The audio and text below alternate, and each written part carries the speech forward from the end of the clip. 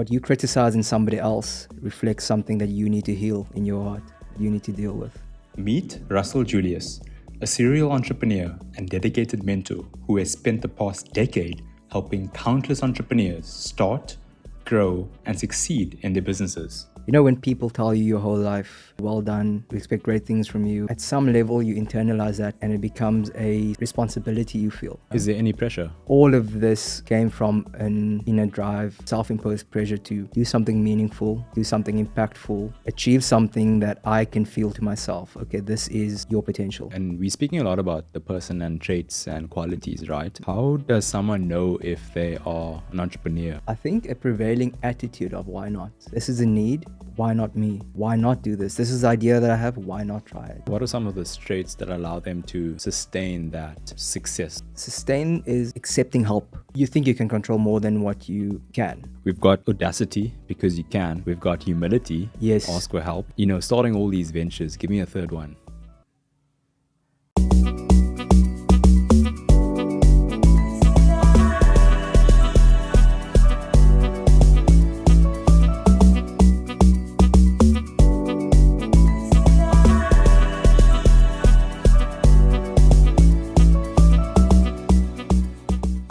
Russell, I usually begin this podcast by trying to understand my guests' formative years. Okay. So 0 to 7, 7 to 10, somewhere around there. Now, I heard that you grew up in a town that had 1,000 people in it. Less. Less than 1,000 people. Yeah, that's right. What is that environment like? In retrospect, it's pretty great. Like, you know everyone. Everyone knows you. As a kid growing up in Wraithby, so it's kind of wedged in the middle of Stellenbosch and Somerset West. Basically the whole place is your playground. You play up and down the streets, pop in at this one's house, at that one's house, and it was good. I think it provided a nice kind of bubble of safety. Where you could just be a kid. I mean, it was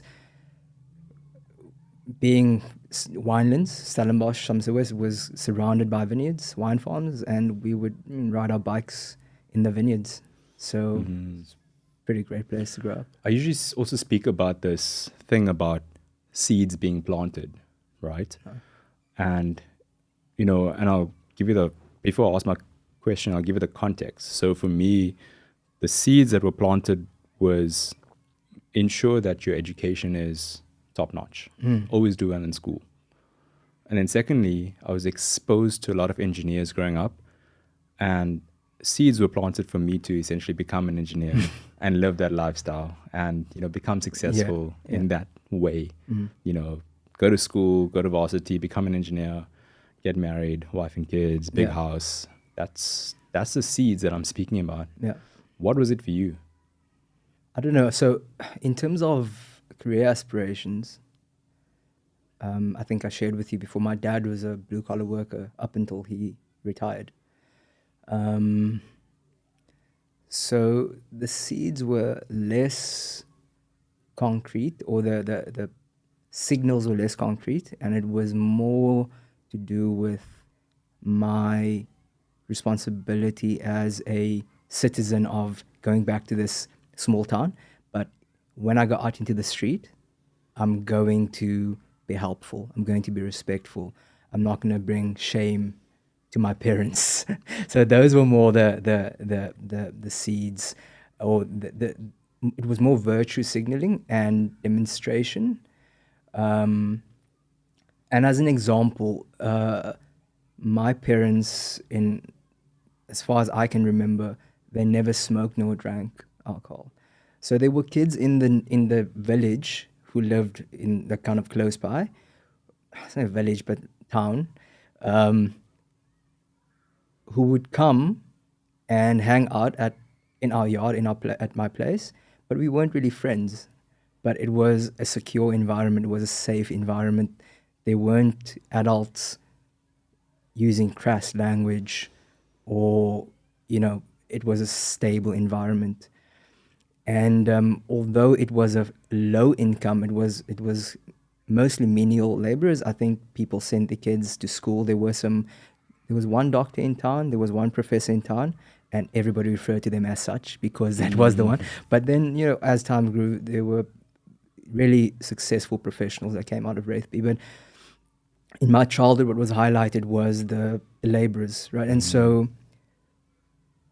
one of the things that I don't like to say, that I stopped saying, is that I come from a previously disadvantaged background, because although economically the community was largely in deficit and shortfall of financial means, in my household, I was super privileged because it was such a stable environment.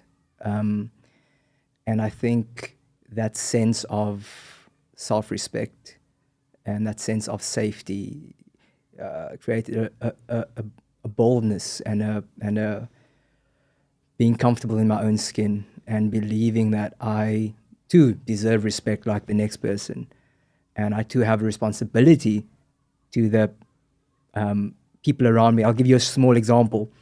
I'm so grateful as an adult for my parents now, but at times as a kid, it was super small anecdote. My bedtime was 8 p.m. up until I think grade 9. Wow. Yeah, 8 p.m. Your brain needs to rest. And I was a top performer academically, so I couldn't, I couldn't fault their formula. So, but now, 8 p.m. It's still sunny in summertime, Of course. and you hear other people playing in the street, but you have to go to bed. So it was tough. But there was a day that it was my turn to do the dishes, and my dad had showed me what he expects. Doing dishes means you clean all the kitchen countertops. The kitchen is tidy. The dishes are washed, dried, and packed away. That's what doing dishes means. I did all of that, except I didn't rinse the sink where there was still some foam from the soap. And he woke me up, like something after 10 p.m. He woke me out of sleep, brought me to the kitchen, and asked me what this is all about. So, and I was maybe 9 years old. So, so that kind of level of accountability, those are the kind of virtues that I was raised in.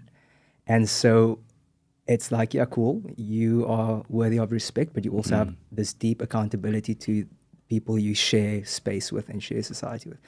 Discipline. Discipline. At that time, I'm like, do you hate me? but looking back, I'm so grateful for those like deep, impactful lessons. 100%. Yeah. I actually feel the same, just reflecting on, my childhood.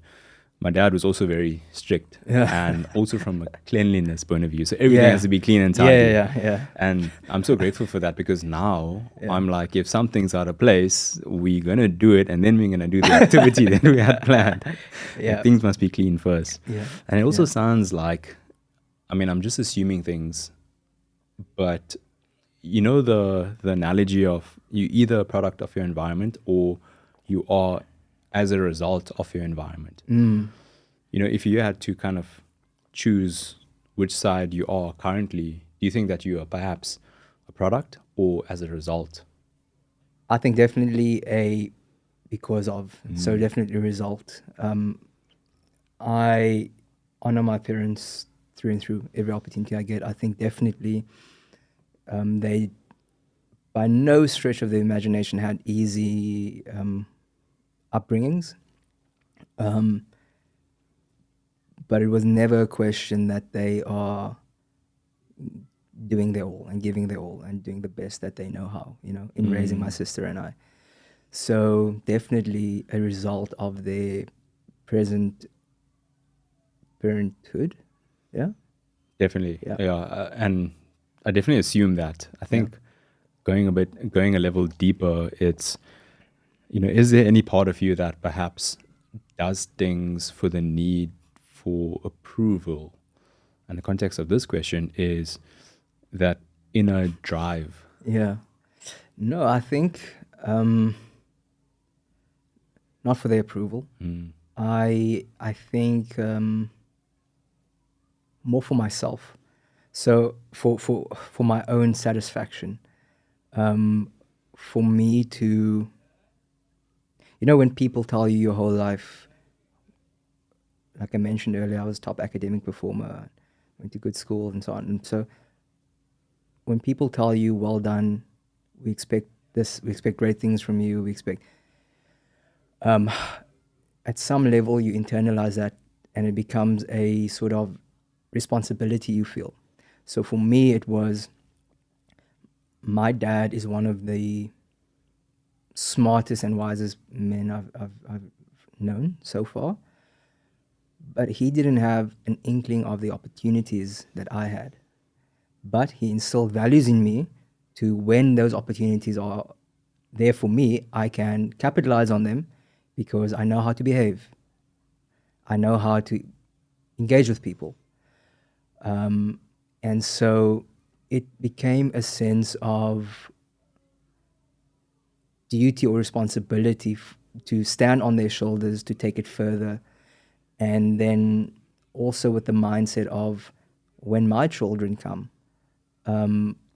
that they would then have whatever they choose to do in life, but then they would then have a little bit of a better footing to start with, whatever they choose to do.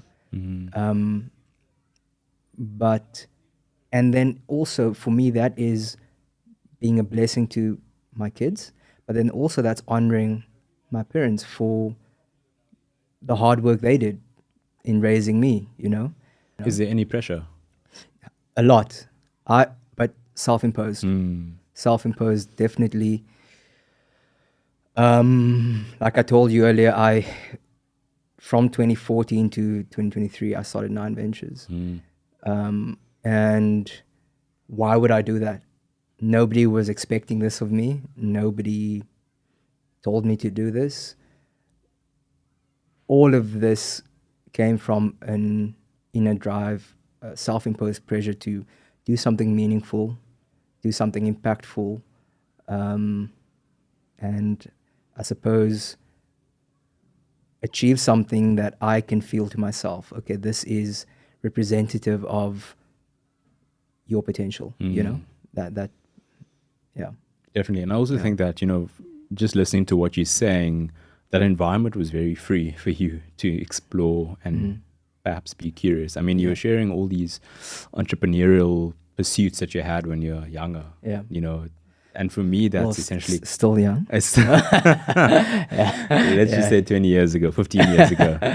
For me, that's, you had a kind of a safe base to then go and explore. And whether it's starting a bakery or whether it's, starting a car wash, which you did both those things.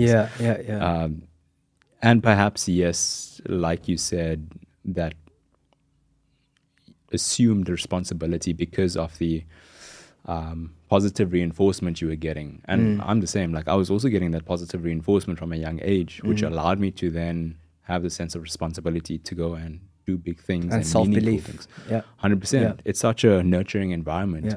And like you, like there's just this 200% belief in yourself, and do you think that that is the only kind of ingredient, that safe base, or, how else is one able to perhaps develop that self-belief to do anything that they set their mind to? Yeah, I think nature definitely. So if we talk about the environment, obviously we're looking at nurture, but I think nature also has a big contributing factor there. I think there are people who exist and are born into situations opposite to what you and I have experienced, and they, despite or in spite of those environments, I'm going to do something better. I'm going to build something, and they do things that kind of reflect what I may be doing or what you may be doing. So I think there's no clear-cut answer to that. I think there's, for me, if I can put it this way, if I think back, so even as a toddler, so I shared with you, I have this little brother he's turning 3 now in Feb. So he's quite a handful. And it's funny because one of my dad's aunts, she's 80-something years old now. He came in the other day and he was going on, and she said, she looked over at me and she said, "You were worse. You would just walk into a room and I was already tired." So it's like, so I think it's also this kind of like,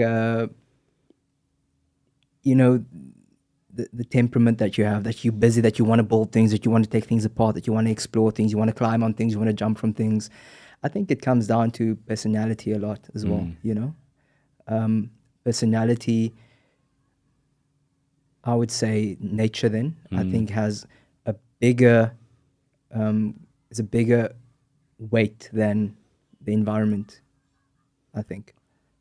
And just to pick up on that point, something that you essentially sparked my mind on was this idea of pleasure and pain. And I'd love to get your opinion on this. So, you know, I believe that that individual that perhaps grew up in, let's take a rural township just as an example, and sees that environment for what it is and says, I want something better for my life. Yeah. Actually, I know that I'm destined for something better in my life, right? Yeah. And for me, that person just experiences a lot of pain, which they're no longer willing to tolerate. And they want to move away from pain, as opposed to perhaps experiencing something and moving towards pleasure. So not to ramble, but it's essentially what drives that person perhaps is moving away from pain, as opposed to moving towards pleasure. Got you. I fully understand what you're saying, because upon reflection for me, say in the last 5 years, I had come to that realization that although my call to action in that second year of university was be part of your, or contribute to your socioeconomic development of your continent, although that was a call to action, emotionally, I was still running away from something. So the action was, or the journey was sparked by this call to action, but in my software, I was still operating on a base of fear or running away from lack of having. Because as great as my environment was, as supportive and loving and present as my parents were, those times of financial lack growing up also caused a lot of pain.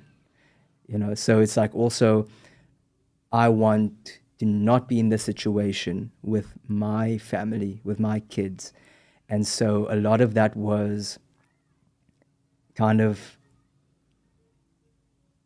internally, like being frantic to get away from that situation. So I was kind of operating unknowingly from a base of fear instead of a base of purpose in the first half of my entrepreneurial journey. And that's not very healthy or sustainable. And I'm thankful that I've always written, journaling and so on. So through this and through journaling, conversations with my wife, trusted others, and I came to this realization that actually I was operating not with an abundance mindset of wanting to create better spaces and better things, even though that's what I was telling myself. Before you go on, I think I have a question. So I think there's perhaps a point at which this can become unhealthy. Yeah. Right? Yeah. But from what you were describing, I highly resonate with everything that you were saying, because I mean, our backgrounds are so similar and our upbringings are so similar, and hence, you know, the product of that is also very similar. Our hair is also very similar. Yeah. It just takes me 5 minutes. I'm not sure it takes you how long it takes you. No, I just wake up like this. Yeah. But I don't see it as being unhealthy. I see it as being unhealthy if you perhaps not aware that there is this internal drive that you're moving away from pain. But if you're very much aware of it and it's serving you to actually do meaningful work, is it a problem? I think so. I think as a stimulus, without that pain or discomfort, perhaps you wouldn't have been stirred into action. As a stimulus, it was necessary. It served its purpose, right?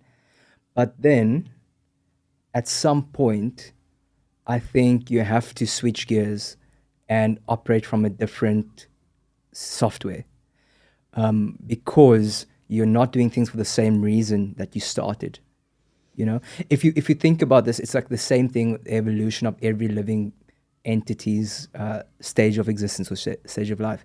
If you think about, politically speaking, ZANU-PF, Robert Mugabe's party, he was elected into power, did a lot of good things, education and so on and so forth, but they started as a revolutionary party and they never shifted gears to a building or a transformational, you know what I mean?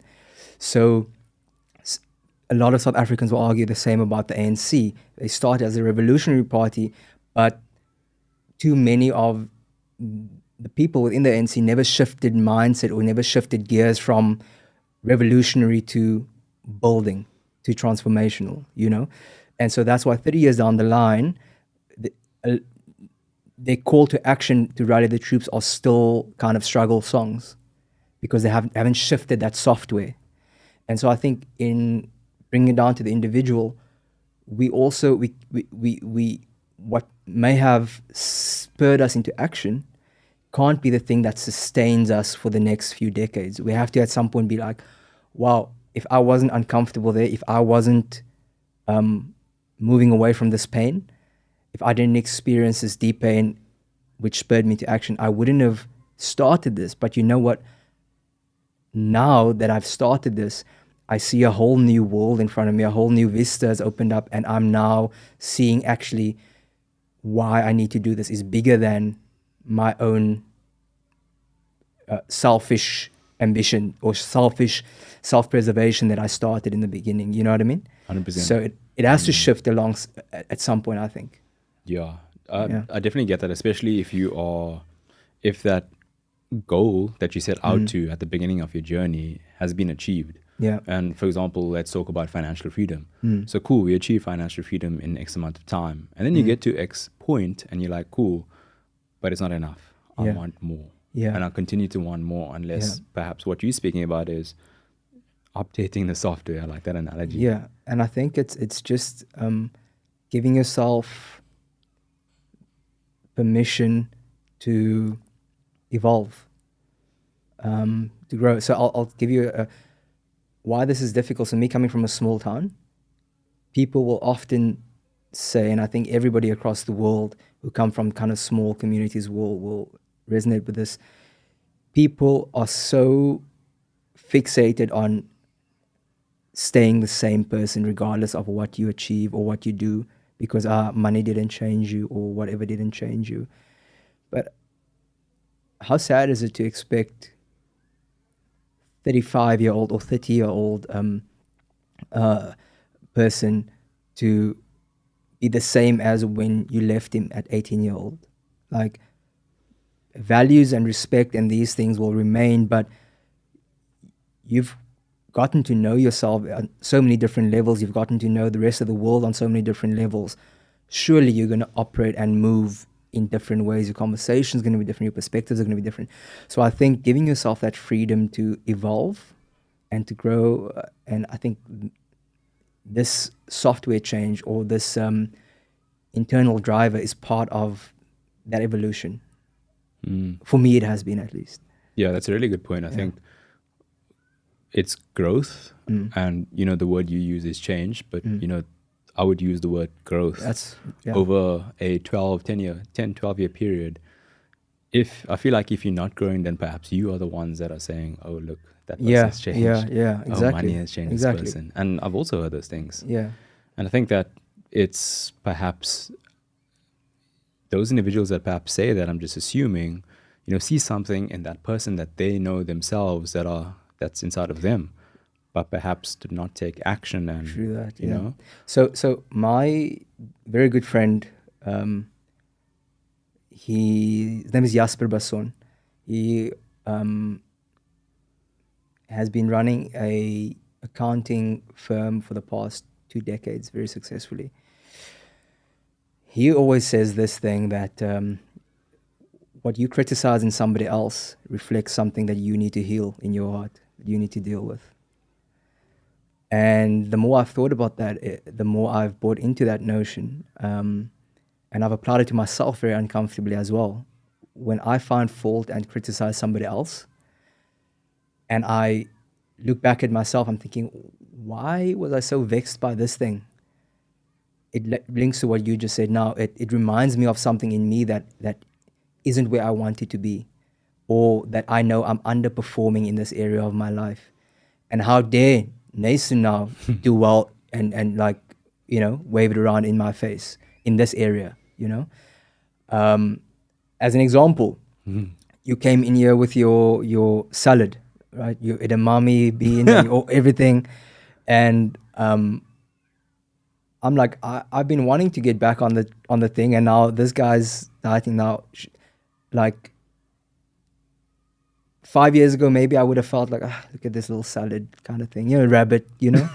But I'm like, cool, like great. This is actually a good reminder for me that should take this thing seriously, eat cleaner, get fit again. Yeah.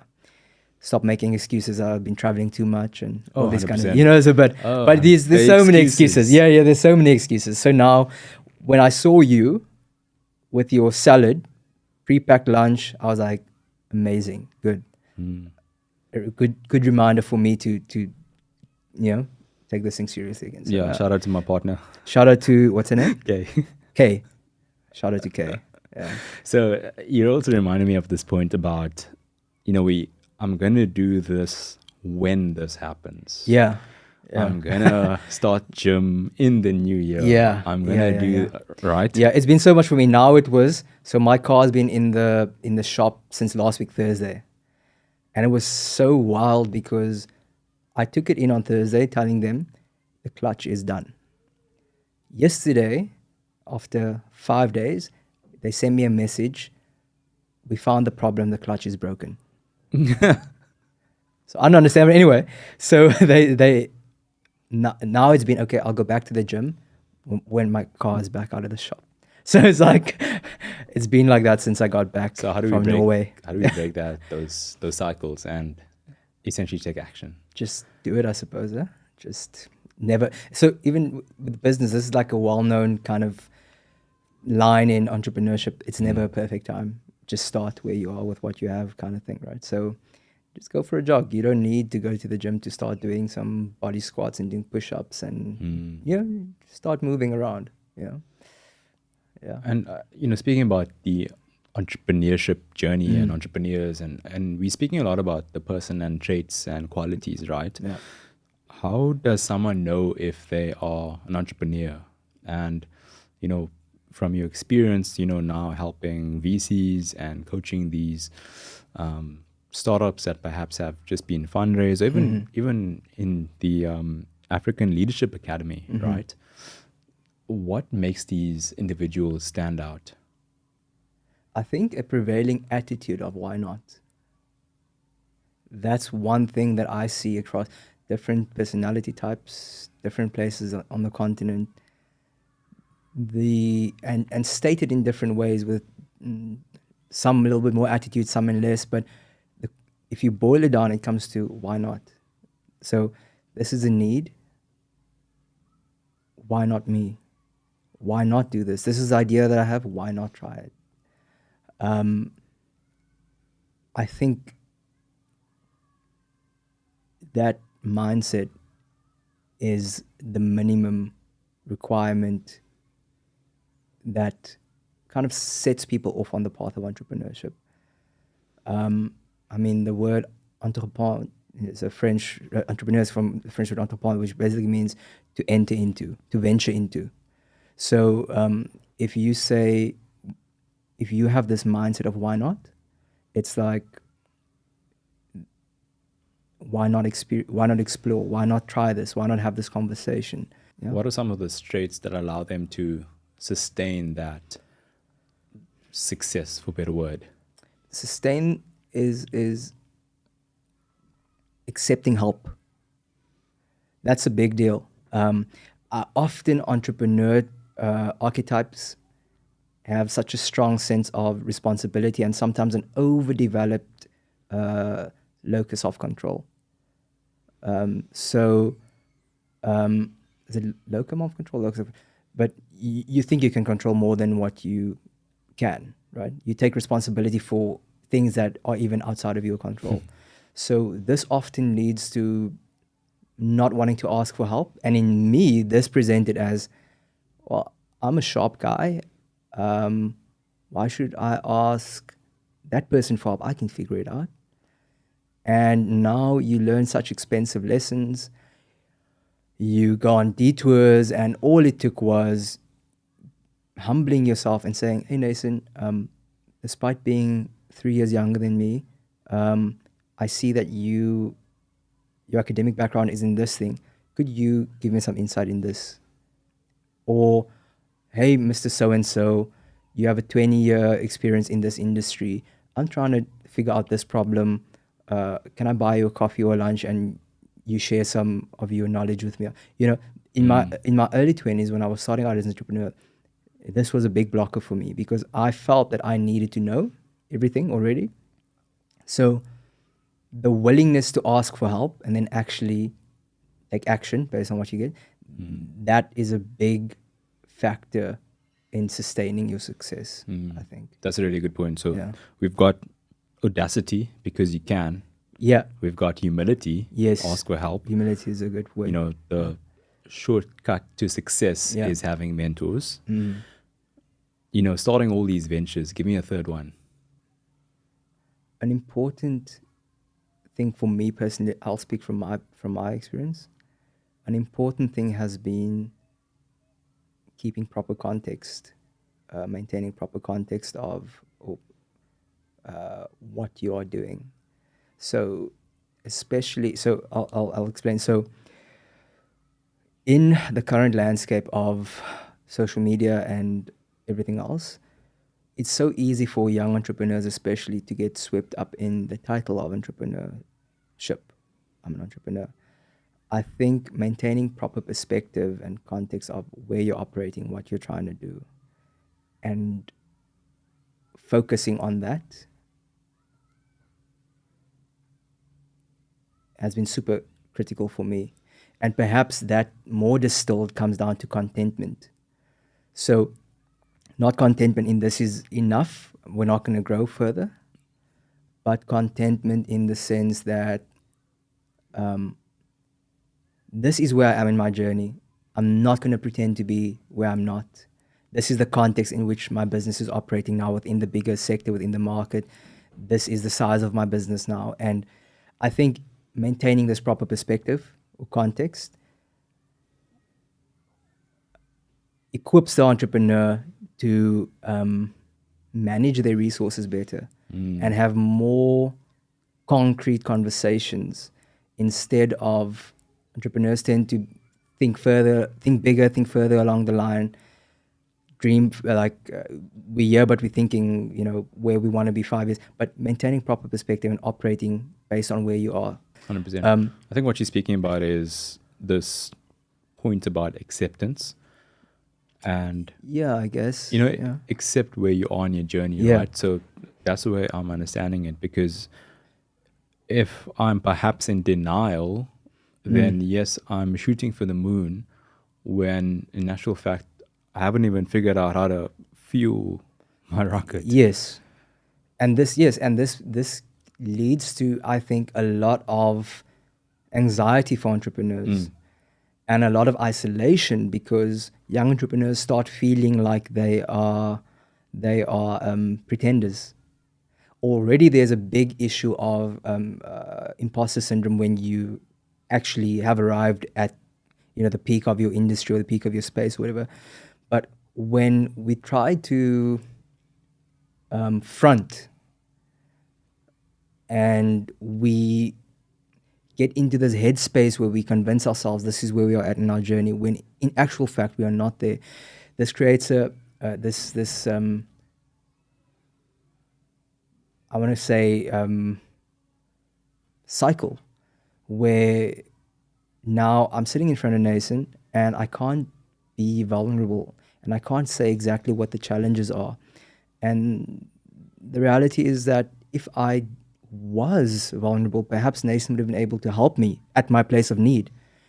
But because I've convinced myself and I've packaged things online in such a way that seem like I'm further along or the business further along, now I'm not accessing the resource or the help that's there to meet the business as it. Do you know what I mean? 100%. It's so I think social media has fueled that for a lot of young entrepreneurs. the over promising and under delivering is a really good point. I think Yeah. to specifically speaking about in the local market, Yeah. like that's a really good point. And I think something that I actually wanted to ask was how many entrepreneurs slash founders slash aspiring entrepreneurs have you helped in your journey thus far? Oof. Okay. I'll answer that point now. I just want to get this thought out. So on that point, over promising and not delivering, we look at Richard Branson, for example, which is an icon in the entrepreneurship world. And he had this saying, when somebody asks you gives you an opportunity, you say yes. You jump and build the plane on the way down. Now, depending on your social or economic position that you come from, that can be damaging. So again, saying this is really great, thank you for thinking of me. I would love to work on this, but actually, I don't think I have the resources or the infrastructure to service this demand now. I would still like to be involved though. Could I project manage this and get other service providers involved? This kind of thing, because that builds credibility, it builds trust. If they say no, then you haven't lost anything. If they say yes, you are still kind of working on the project, but now you are able to get other service providers. You know what I mean? Just 100%. this kind of, I think, maintaining proper context of where you are. I And think also building relationships with Exactly. other suppliers for one, and then of course trust with the Exactly. client. So I think again that just reinforced, because I felt it was really messy before with the whole context thing. But that's what I mean with maintaining proper context of where you are in your journey. I think that sets the stage for long-term success. And then of course, if you jump from one sector to another, as I have, most of the ventures that I've launched have been B2B. And in all of those, I've replicated clients. So same clients, similar clients in multiple of those businesses, because of this approach of relationship first, trust first. And sorry, B2B just simply means that you are a business who serves other businesses. Yes. As Yes. they are your paying customers. Yes, exactly. Yeah. Your question now was on how many entrepreneurs have I worked with or serviced? Okay, so I don't know a lot. The one that's really close to my heart, because it was so early on, was actually in 2014, the year that I graduated from my undergrad, was this gentleman. He wanted to start a delivery service, and he had this business plan, and I helped him with it. And he essentially wanted to do, deliveries, like furniture deliveries.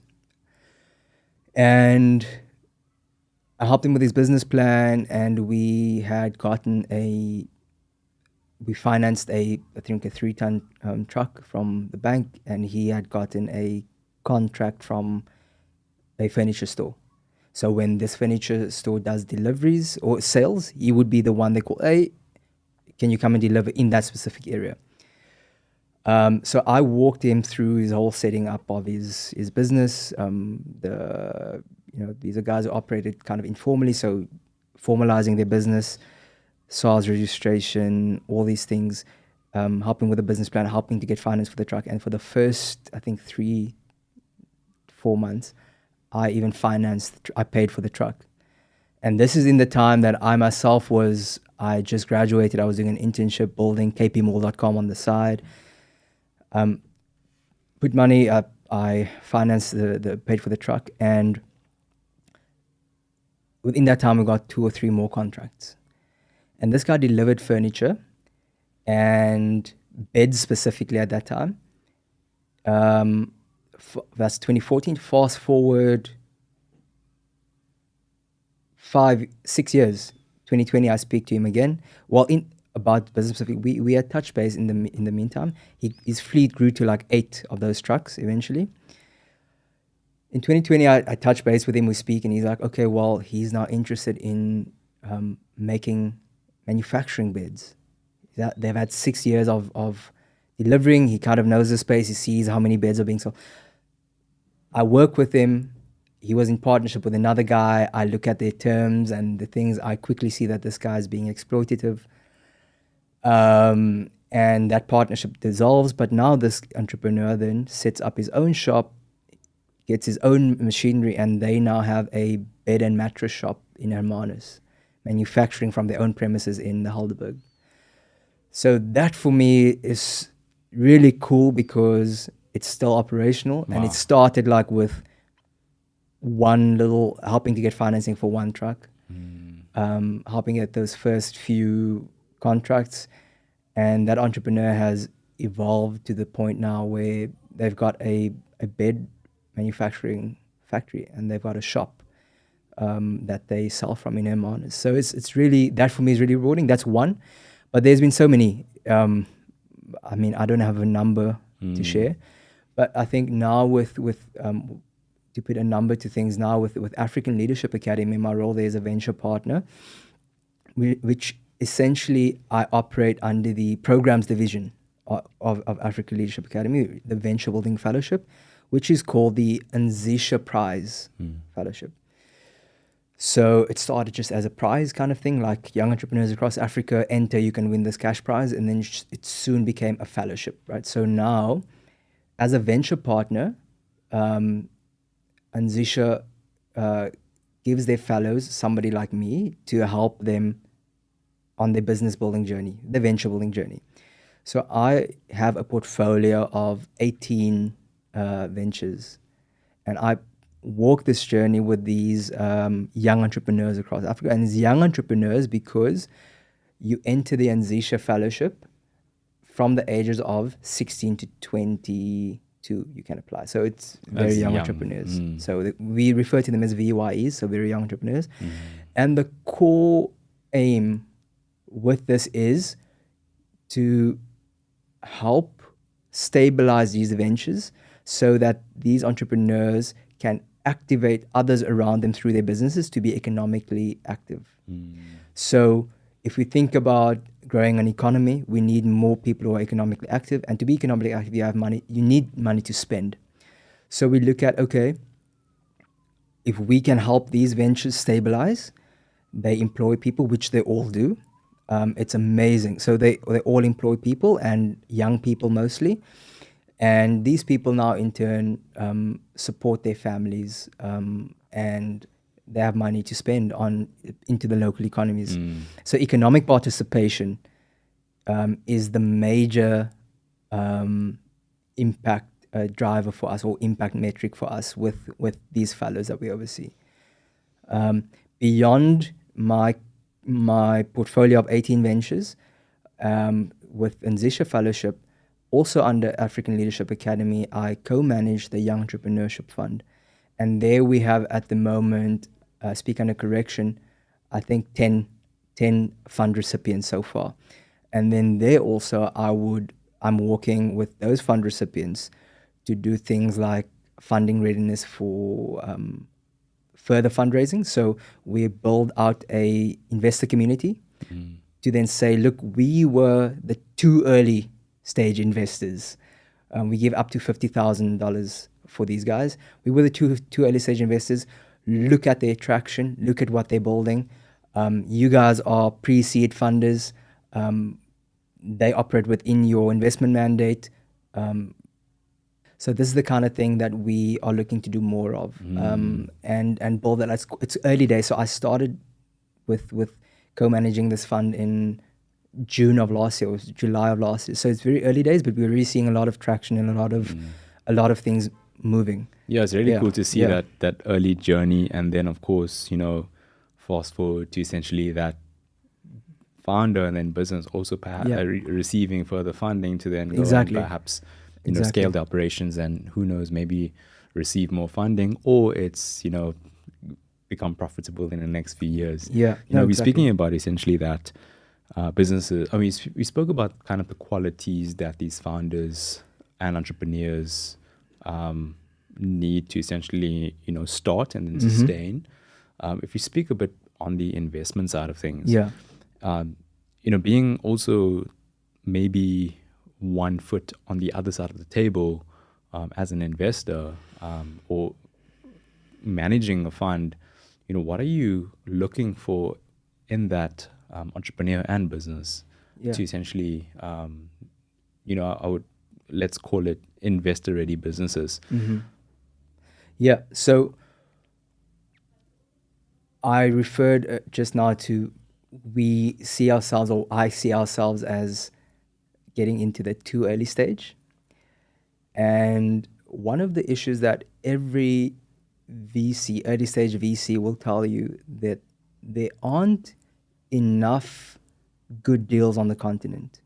So you'll see that when there is a solid startup with a good founding team, that there are 4, 5, 6 of the better known early stage VC firms that try to get in on that deal, because there aren't enough good early stage deals on the continent. Now, with Young Entrepreneur Fund, we see ourselves as contributing to changing that fact. So we are saying, even an early stage VC, pre-seed, they will look at, okay, $20,000 MRR, $15,000, $25,000. Now, for an African founded startup, founded by a young team, that's a long way to go. From ground to 20K MRR, $20,000 MRR is a long way to go. Yes. What happens in between? They don't have assets. They sometimes don't have credit scores. How are they going to access funding? We say, we are going to help you with, first of all, our application process is quite daunting. Like we want to see that the business is already operating for at least 6 months. That there is a commercial case for the business. It's viable. We want to see paid invoices. We want to speak to some of your customers. We want to make sure that this isn't just a young person who wants to play the funding game, apply for grants, apply for funding, concessional loans. And this must be somebody who wants to build a business. And that evidence is quite easy to see. So then we say, okay, if everything is satisfied, we give you a letter of guarantee. Now, this letter of guarantee says that we will fund you up until whatever, so maximum is $50,000, but up until we analyze your past transaction history and then forecasting, up until what we feel will not be burdensome on you in terms of repayment, because it's typically concession loans, because we want the young entrepreneurs to learn to service their loan, to be financially responsible. We don't want to create grant entrepreneurs, because that's very prevalent across the African continent. So we say, okay, it's a concessional loan. It's depending on the amount. The 50,000, for example, is a 6-year repayment period, and we give you a 3-month payment holiday before you have to make your first repayment. So it's essentially catalytic funding. We have one equity investment so far. The rest are all revenue-based loans. So then we say, okay, well, we give you this letter of guarantee. You go out into the market and you look for a matching funder. Now, with this armed with this letter of guarantee. So this gives a young entrepreneur, the founding team, evidence, social evidence, to go to either an institution or to go to a local investor and say, these guys have done this level of DD on me. You are welcome to do the rest. In fact, here's my data room, and this is how much funding I would need. And a data room is? A data room meaning, basically your funding application pack, all of the details on your business, if there's proprietary tech or knowledge or whatever it is. To summarize those insightful points that you made, I think the first thing I'm hearing is essentially understanding perhaps who your customer is. The second thing is getting some sales to actually see that, this customer the basic physics of a business can actually, buy, or I'm servicing them. And then I think the third thing you mentioned there when applying for funding is having that data room in check, which essentially is this from your financials to the admin of your company Yeah. to your forecasting, all of this stuff, make Yeah. sure that that's in place. Yeah. And then, perhaps approach a funder. And I think, something to add to that, which I've learned, is understand who to approach for funding. I think that Yeah. is definitely something that, I just hear, oh, you fund entrepreneurs, so then I'm going to apply Yeah. at your fund, which Yeah. perhaps is not always the case. No, it's not. Yeah. So I think, like 100%, I think what entrepreneurs also need to understand is that funders also operate within a specific mandate. So when institutions, whether it's a pension fund or limited partners, put money into a fund, it's with an understanding that this fund is going to focus on this market, because this limited partner is investing in a sense in that specific sector, and they are trusting the general partners to, or the fund manager, to execute that plan, right? Operationalize that plan. So fund managers, or the people you apply funding from, they can't just write checks in any direction. It has to align with their mandate. Yeah, So sometimes it's not even their money.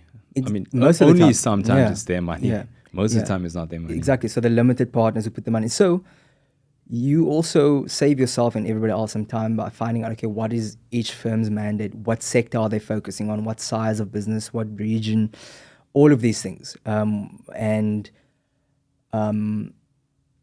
Yeah, it just makes things a lot easier. It also, I 100%. think, just shows some consideration and, yeah. Homework. Yeah. Yeah, exactly. Russell, this has been super cool. And, I would love to continue speaking Are to we you, done? but we are Wow. running out of time. Okay. So the last part of the podcast Cool. is called the fast fire. Okay, So I'm going to ask you good. these quick questions. And if you could answer in a word or a short sentence, that would be cool.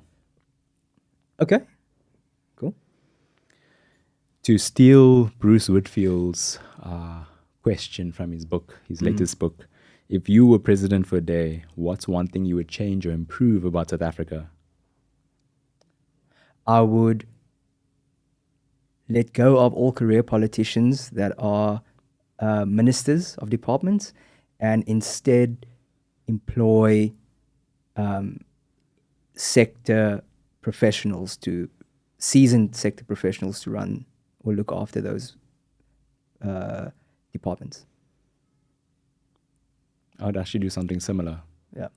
A restructure of the people. I think of it this way. If we look at the nation as a whole, the government as a whole, it's like a Gordian knot. The problem is just, where do you start, right? But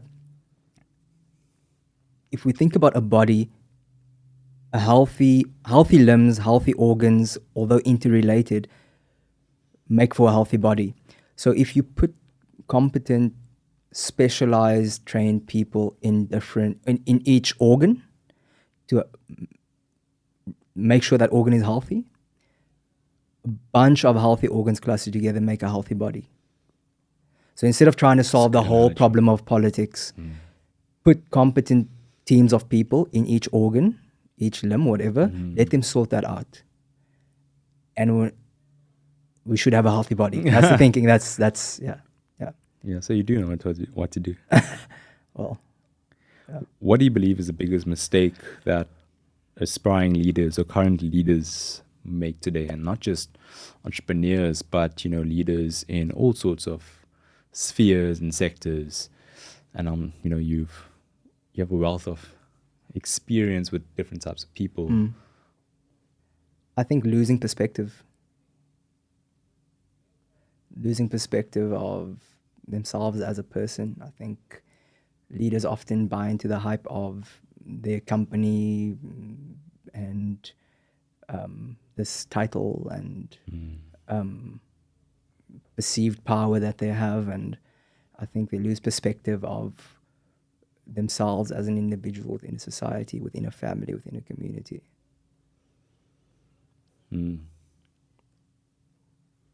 What inspires you most in this season of your life? I'm really inspired by people, like the potential that people have. I think yeah, I think people can do great things. So trust people to do great things. Yeah. Yeah, both his answers are really good. Yeah. Yeah. So Actually, you can, all of your answers are really good. I feel like we've like just started though. I feel like we like I don't even know if I've said anything of value, but anyway, cool. Back yourself, you did. All No, thank you, right. Russell. This was super Okay, insightful. cool. I think thank you just Yeah. for not just the wisdom that you shared with me today, but before we started rolling, and also the impact that you're making with African Leadership Academy, with consulting and helping portfolio companies of VC firms, and all that you've done so far. Yeah. And I know that all that you're going to do is going to be incredible. So thank you for doing that, and yeah, thank you for giving me your time today. No, thank you for the platform. Yeah, it's African CEO. Happy to be here. I hope we do it again. I think we've got some more things to talk about. Yeah. Yeah. Next time, no time limit. Yeah. Joe Rogan style. Huh? 3 hours.